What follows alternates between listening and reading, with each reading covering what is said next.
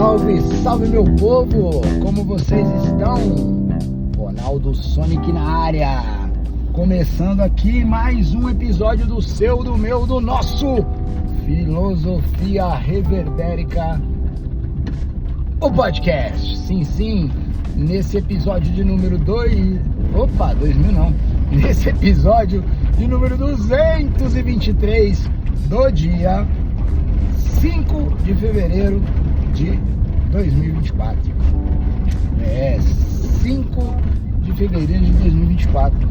Estamos aqui para trocar uma ideia com vocês, utilizando uma frase do grande Nego Bispo, nosso grande Antônio Bispo dos Santos, um filósofo, um pensador quilombola que nos deixou no fim de 2023. A frase dele vem no seguinte sentido, de fazer a gente pensar com tantas outras, fazer a gente reverberar com tanta coisa que ele já nos disse.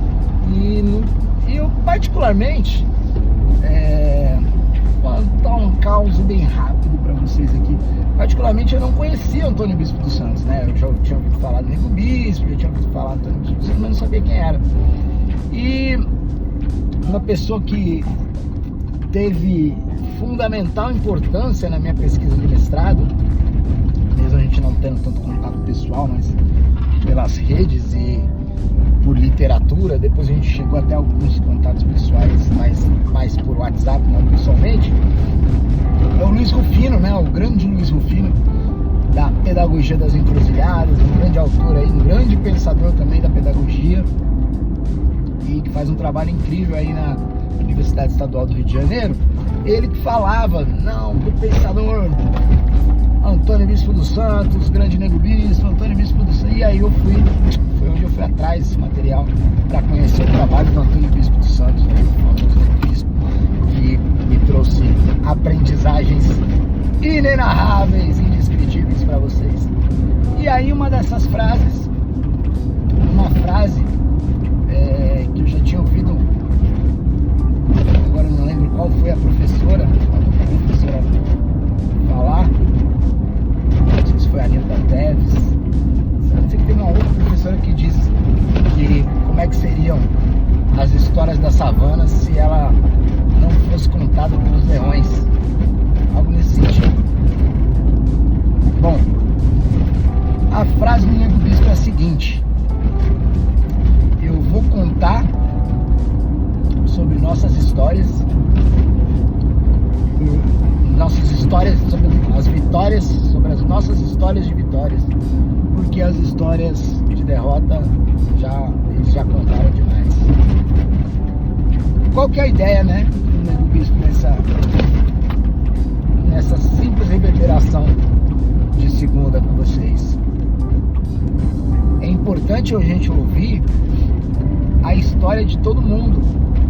Todas as histórias são importantes, mas infelizmente, principalmente aqui no Brasil, a gente ouve a história de quem colonizou, daquele que oprimiu, daquele que fez tudo para se permanecer, né, se constituir, permanecer no poder.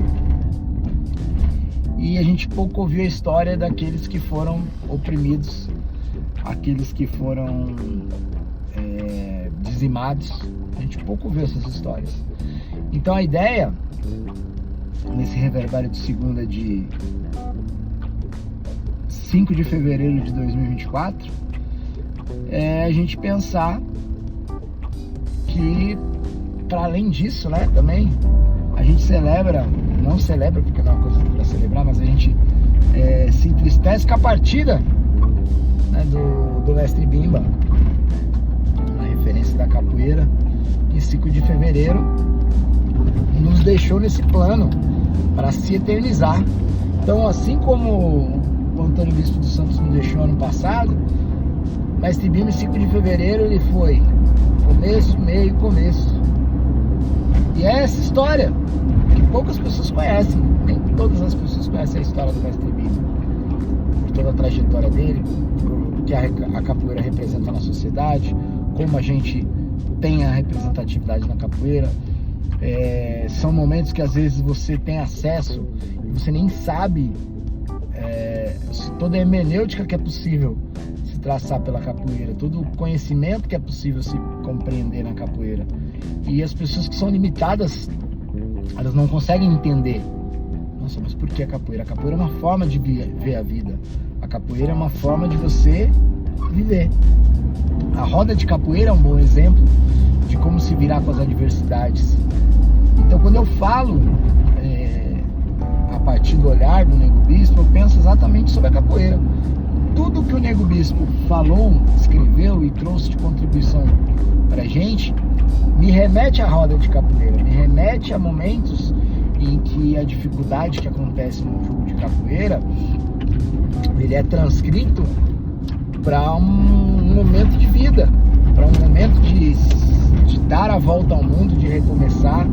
Então eu trago para vocês essa frase incrível do Nego Bispo, no sentido da gente pensar quais as histórias a gente pode contar, das histórias das nossas vitórias. Quais as histórias de vitória você pode contar? Conta as suas histórias de vitória, porque a vitória do outro a gente já ouviu bastante.